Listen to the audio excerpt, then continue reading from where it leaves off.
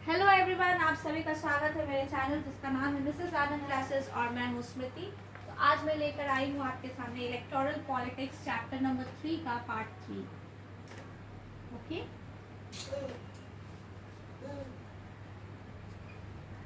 Last class हमने पढ़ा था कि क्यों इंडिया में डेमोक्रेटिक हम लोग बोलते हैं। जो भी हमारा इलेक्शंस होता है, कंपटीशन, इलेक्टोरल कंपटीशन क्यों होता है, वोटर्स लिस्ट क्या होती है, इलेक्टोरल रोल क्या होती है।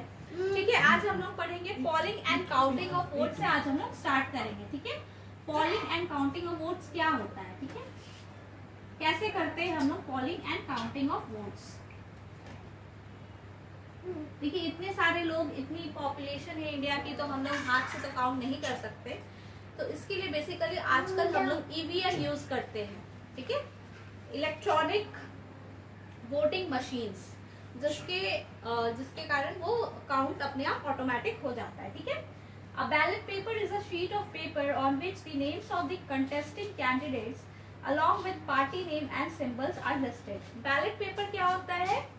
एक लिस्ट ऑफ पेपर होता है जिसमें कैंडिडेट का नाम, पार्टी और सिंबल दिया जाता है। ठीक है, ताकि लोग जान सके कि कौन सी पार्टी की कौन सी सिंबल है। ठीक है, Nowadays electronic voting machines, that is EVM, आजकल क्या होता है?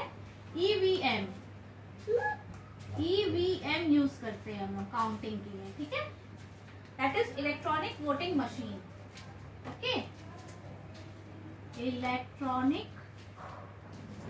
Voting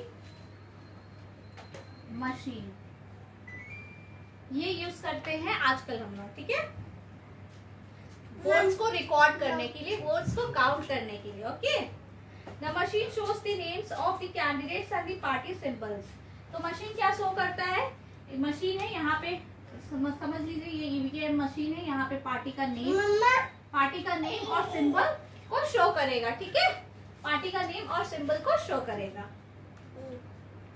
independent candidates to have their own symbols allotted by election commission. जो इंडिपेंडेंट है, जिनकी कोई पार्टी नहीं है, वो लोग भी कंटेस्ट कर सकते हैं ना इलेक्शन। तो उनको कौन सिंबल देता है? उनको जो हमारा इलेक्शन कमीशन है वो उनको सिंबल प्रोवाइड करती है। ठीक है, Once the polling is over, all the EVMs are sealed and taken to a secure place. A few days later, on a fixed date, all the EVMs from a constituency are opened and the votes secured by each candidate are counted. देखिए, जब polling हो जाता है तो EVM को securely एक ऐसी जगह पे ले जाया जाता है जहाँ पे वो काउंटिंग हो।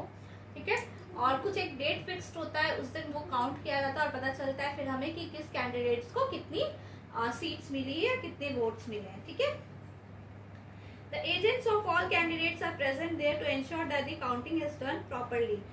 तो जो पार्टीज है उनके जो भी रिप्रेजेंटेटिव होते हैं या फिर एजेंट्स होते हैं, वो प्रेजेंट होते हैं जब काउंटिंग होता है, ताकि उनको सेटिस्फैक्शन हो कि उनकी जो काउंटिंग है वो करेक्ट है। ठीक है, The candidate who secures the highest number of votes from a constituency is declared elected।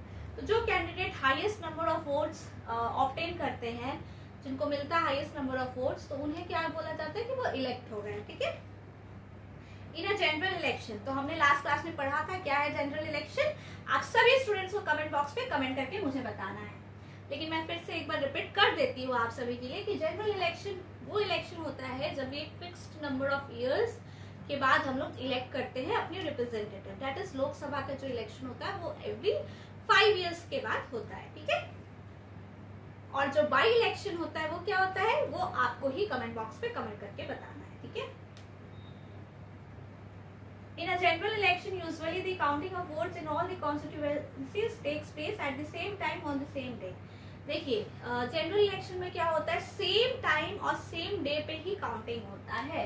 ठीक है, तो ये एक बहुत इंपॉर्टेंट पॉइंट है।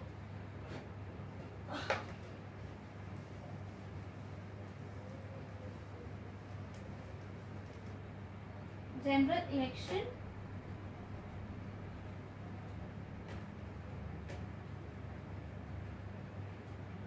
उसमें क्या होता है, same time and same place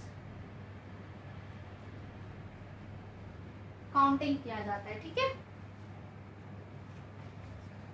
What makes elections in India democratic? तो अब हम लोग जानेंगे कि ऐसा क्या होता है इंडिया में कि इंडिया के इलेक्शंस को हम लोग डेमोक्रेटिक बोल सकते हैं. Basically why reasons behind the truth that India have a democratic type of election. So some of the reports are the following: inclusion of false names and exclusion of genuine names in the voter list, misuse of government. We get to read a lot about unfair practices. तो ये सब जो unfair practices क्या क्या होती हैं, false name include हो जाता है, जो genuine names थे candidates के वो exclude हो जाते हैं, गवर्नमेंट फैसिलिटीज को मिसयूज किया जाता है किसी पार्टी के, रूलिंग पार्टीज जो रूलिंग पार्टी होते हैं उनके ऑफिशियल्स मिसयूज करते हैं, एक्सेसिव यूज करते हैं मनी का, ठीक है, intimidation of voters and rigging on the polling day. तो ये सारी चीजें होती हैं. Many of this reports are correct, लेकिन हम लोग का में क्या ऐसा चीज होता है जिसके ये हम लोग बोलते हैं कि हमारे इंडिया में डेमोक्रेटिक टाइप ऑफ इलेक्शन होते हैं. हमारा जो इंडिया में है वो क्या है, इंडिपेंडेंट इलेक्शन कमीशन है, ठीक है, इंडिया में इंडिपेंडेंट इलेक्शन कमीशन है.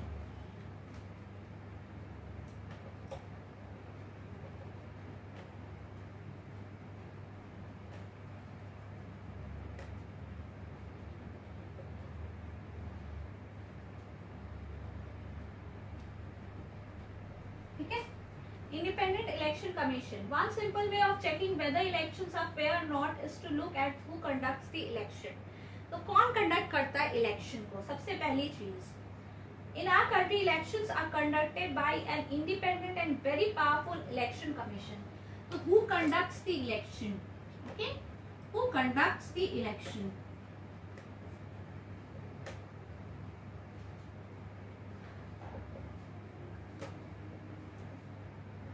Election commission.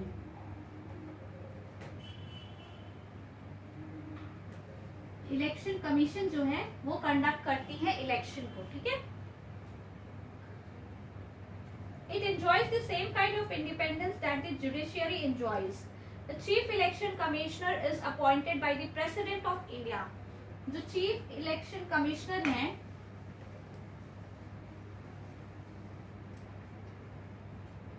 Chief election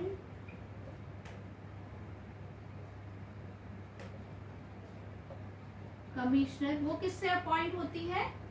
president of India से, ठीक है, प्रेसिडेंट ऑफ इंडिया इलेक्ट करते हैं उनको. बेसिकली सिंबल मुझे ऐसे दे देना चाहिए. प्रेसिडेंट ऑफ इंडिया CEM को इलेक्ट करते हैं, ठीक है, CEM chief election commissioner, CEC, sorry ये CEC होगा, चीफ इलेक्शन कमिश्नर, ठीक है. Very few election commissions in the world have such wide-ranging powers as the Election Commission of India. जो हमारे इलेक्शन कमीशन ऑफ इंडिया है उनके पास बहुत ज्यादा अच्छी पावर है. EC takes decision on every aspect of conduct and control of elections from the announcement of elections to the declaration of results. जो election commission है वो सारी चीजें को कंट्रोल करती हैं from the starting to the end point, that is from the announcement of the election and to the declaration of the results. Okay, it implements the code of conduct also. During the election period the EC can order the government to follow some guidelines. So देखिए कितनी power है election commission के पास, वो government को order कर सकती है कि कुछ गाइडलाइंस ये आपको फॉलो करनी है during the elections. Okay, to prevent use and misuse of governmental power. Okay, when on election duty government officers work under the control of the EC and not the government. जब election duty पे होते हैं तो वो election commission के under में काम करते हैं, या ये नहीं होता है कि वो उस समय गवर्नमेंट ऑफिसर्स हैं, ठीक है, उस समय वो इलेक्शन कमीशन के कंट्रोल में होते हैं. ठीक है, in the last 25 years or so the election commission has begun to exercise all its powers and even expand them. ठीक है, it is very common now for the election commission to reprimand the government and administration for their lapses. When election officials come to the opinion that polling was not fair, In some booths or even an entire constituency, they order a repoll. देखिए, अगर election commission को ऐसा लगता है कि जहाँ पे unfair means use हुए हैं वोटिंग के टाइम पे, इलेक्शन के टाइम पे, तो वो वापस से रिपोल करवाते हैं, वोटिंग भी करवाते हैं। ठीक है, ये सारी चीजें भी होती हैं। पॉपुलर पार्टिसिपेशन दूसरा वे है चेक करने का कि फेयरली आपका इलेक्शन हुआ है कि नहीं हुआ है, वो है popular participation. Another way to check the quality of the election process is to see whether people participate in it with enthusiasm. तो दूसरा वे है कि देखने का कि पॉपुलर पार्टिसिपेशन, लोगों की मर्जी है कि नहीं, लोग इंटरेस्ट है कि नहीं वोटिंग में, इलेक्शन में पार्टिसिपेट करने के लिए। If the election process is not free or fair, people will not continue to participate in the exercise. See, देखिए, अगर आप एक फ्री और फेयर टाइप ऑफ इलेक्शन नहीं रखेंगे तो लोग को इंटरेस्ट क्यों आएगा, अरे इसमें क्या करना है, इसमें तो मेरा कुछ होगा ही नहीं, मतलब मैं अपना ओपिनियन ही नहीं दे सकता हूँ या दे सकती हूँ, तो मैं इसमें पार्टिसिपेट करके क्यों अपना टाइम वेस्ट करूँ। So the election should be fair and free so that people are enthusiastic and people want to participate in the process. People's participation in election is usually measured by voter turnout figures. So, popular participation.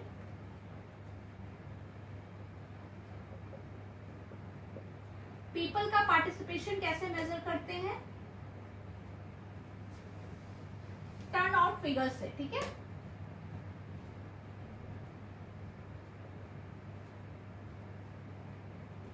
Turnout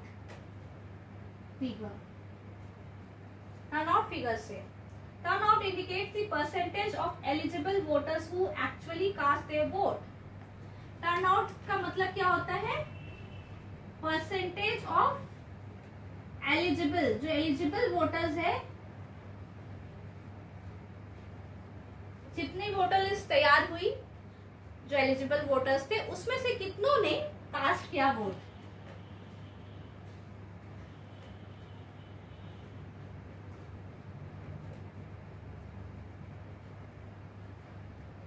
ठीक है, तो ये सारी चीजें turnout का meaning होता है। ठीक है, सबको मीनिंग समझ में आया। परसेंटेज ऑफ एलिजिबल वोटर्स, जो एलिजिबल वोटर्स थे उसमें कितने परसेंटेज थे जिन्होंने अपने वोट्स को कास्ट किया। Over the last 50 years the turnout in Europe and north America has declined. तो यूरोप और नॉर्थ अमेरिका में जो टर्नआउट फिगर्स थे वो डिक्लाइन हो गए लास्ट 50 years में।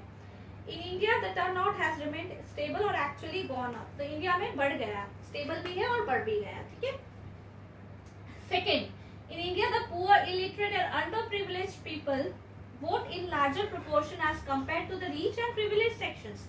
देख लीजिए, इंडिया में क्या चीज है, इंडिया में उल्टा है। हम बोलते हैं जितने एजुकेटेड लोग हैं वो ज्यादा वोटिंग करेंगे, ज्यादा कास्ट करेंगे अपने वोट, ज्यादा ओपिनियन अच्छे से दे सकते हैं, but the results are reversed. जो इलिटरेट है, जो पुअर है, जो गरीब है, वो ज्यादा वोट पार्टिसिपेट करते हैं। This is in contrast to western democracies. Western democracies से ये कॉन्स्टेंट कॉन्ट्रास्ट में है। ठीक है, उल्टा है। United states of America, poor people, African Americans and Hispanics vote much less than the rich and the white people. तो ये सब हमारे देश में उल्टा है। Common people in India attach a lot of importance to elections. They feel that through elections they can bring pressure on political parties to adopt policies and programs favorable to them. They also feel that their vote matters in the way things are run in the country.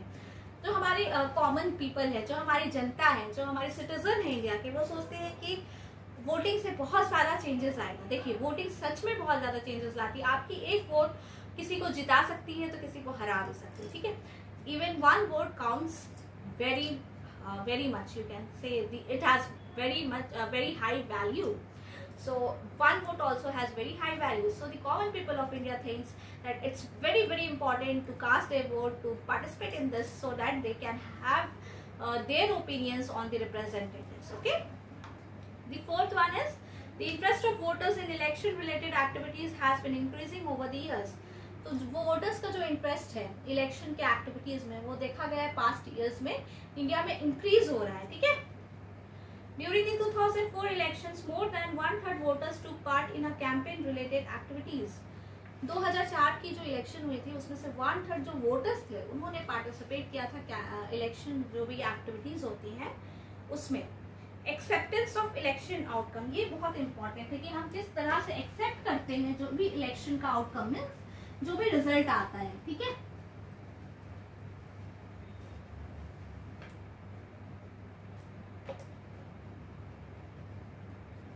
Acceptance of election outcome, किस तरीके से हम लोग accept करते हैं। One final test of the free and fairness of election has in the outcome itself, ठीक है। The ruling party do not lose elections. Usually, the losing party does not accept the outcome of a rigged election. The outcome of India's election speaks for itself. देखिए जो outcome है वो अपने आप ही सब कुछ बताता है। The ruling parties routinely lose elections in India both at the national and state level. In fact, in every 2 out of the 3 elections held in the last 25 years, the ruling party lost. देखिए जो ruling parties होती है ना वो ऐसा नहीं कि वही जीतती है, जो रूल कर रही है वही जीतती है। लास्ट 25 ईयर्स में देखा गया है कि जितने भी 3 में से 2 इलेक्शंस होते हैं उसमें से रूलिंग पार्टी हार जाती है, स्टेट लेवल पे या फिर नेशनल लेवल पे। US an incumbent or sitting elected representative rarely loses an election. US में देखिए जो रूलिंग पार्टी है वो rarely lose करता है, ठीक है। In India about half of the sitting MPs or MLAs lose election. तो इंडिया में क्या है जो कि रूलिंग सिटिंग मतलब रूलिंग जो है MPs MLAs वो लूज कर जाती हैं। Candidates who are known to have spent a lot of money on buying votes and those with non criminal connections often lose elections. तो इंडिया में देखा गया है कि फ्री एंड फेयर का ये भी है कि रिजल्ट्स में हमने देखा है कि जो बहुत ज़्यादा पैसा लगाते हैं इलेक्शन कैंपेनिंग में या फिर इलेक्शंस रिलेटेड एक्टिविटीज़ में या फिर आप बोल सकते हैं क्रिमिनल बैकग्राउंड रहता है वो लूज करते हैं इलेक्शंस, ठीक है। Barring very few disputed elections, the electoral outcomes are usually accepted as people's verdict by the defeated party. तो बहुत कम ऐसा रेयर इलेक्शन है जिसमें पीपल ने एक्सेप्ट नहीं किया है जो रिजल्ट आया है। बाकी जितना भी देखा गया है मोस्टली पीपल ने एक्सेप्ट किया है, ठीक है। अब चैलेंजेस हम लोग देखते हैं फ्री और फेयर इलेक्शन में क्या क्या चैलेंजेस हैं, ठीक है। ये लास्ट पार्ट है इस चैप्टर का, इसके बाद ये चैप्टर ओवर हो जाएगा, इसके बाद हम लोग आएंगे नेक्स्ट चैप्टर पे, ओके, नेक्स्ट वीडियो में।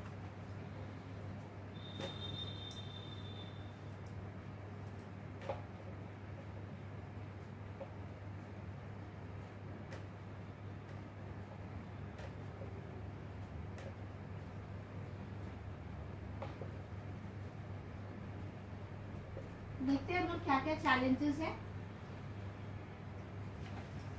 First, the candidates and parties with a lot of money may not be sure of their victory, but they do enjoy a big and unfair advantage over smaller parties and independents. देखिए जो parties के पास जो candidates हैं जिनके पास lot of money है, ठीक है, बहुत सारी मनी है, तो वो बहुत सारी मनी को वेस्ट करते हैं ड्यूरिंग इलेक्शंस, सॉरी, वो एडवांटेजेस भी उठाते हैं उसका कि उनके पास मनी है तो बहुत सारी चीज़ें वो एक्स्ट्रा कर पाते हैं जो पुअर कैंडिडेट्स हैं उनसे। तो ये थोड़ा सा चैलेंजिंग पार्ट है हमारे इंडिया का, ठीक है। In some parts of the country candidates with criminal connection have been able to push others out of the electoral race and to secure a ticket from major parties. देखिए कुछ जगहों पर कुछ parts of in some of the parts of our country जो candidates हैं उनके criminal connections होते हैं, तो वो क्या करते हैं कि वो जो बड़ी पार्टी है उनसे टिकट सिक्योर कर लेते हैं इजीली, ठीक है। उनका सोर्स है मतलब source based securing ticket, okay.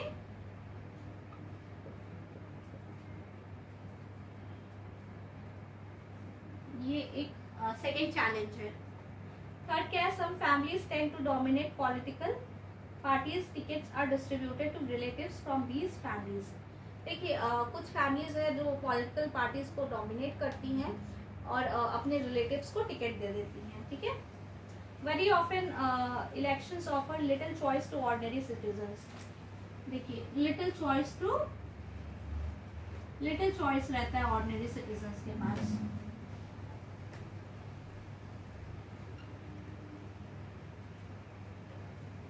ठीक है, little choice to ordinary citizens. For both the major parties are quite similar to each other both in policies and practice। जो मेजर पार्टीज होती है वो काफी सिमिलर होती है। Smaller parties and independent candidate suffer a huge disadvantage compared to bigger parties. देखिए smaller और bigger का चीज तो हो जाता है, तो जो स्मॉलर पार्टीज हैं वो उनको थोड़ा डिसएडवांटेज होता है, क्योंकि या फिर इंडिविजुअल कैंडिडेट्स तो खड़े होना चाह रहे हैं, उनके लिए थोड़ा चैलेंज ज़्यादा हो जाता है, क्योंकि जो मेजर पार्टीज होती हैं उनके पास ज़्यादा पावर होता है और ज़्यादा मनी होता है, तो ये सब चीज़ों का उनको ज़्यादा एडवांटेज हो जाता है। अगर और कोई चैलेंज आपके दिमाग में आ रहा है तो काइंडली कमेंट बॉक्स में मुझे कमेंट कीजिएगा। इसके साथ ये चैप्टर खत्म होता है। इसके लिए इस चैप्टर से रिलेटेड मैं इंपॉर्टेंट क्वेश्चंस भी बहुत जल्द लेकर आऊँगी और इसके बाद हम लोग नेक्स्ट चैप्टर करेंगे। ठीक है, और किसी को कुछ डाउट हो तो काइंडली कमेंट कीजिए मुझे पर्सनली, कमेंट बॉक्स पे कमेंट कर सकते हैं आप, मैं आपको आंसर प्रोवाइड कर दूंगी। ठीक है, या फिर एक्सप्लेनेशन। तो नेक्स्ट चैप्टर है वर्किंग ऑफ इंस्टीट्यूशंस, तो ये हम लोग नेक्स्ट क्लास में देखेंगे। ठीक है, इसके साथ आप सभी कोई हेल्दी रहिए and stay tune to my channel, this is Anand classes. मैंने बहुत सारी वीडियोस बना रखी है, तो काइंडली जाके आप सब्सक्राइब कीजिए, अपने फ्रेंड्स के साथ शेयर कीजिए और इस वीडियो का फुल इंफॉर्मेशन आप अपने आप कैप्चर कीजिए और अपने फ्रेंड्स को भी दीजिए।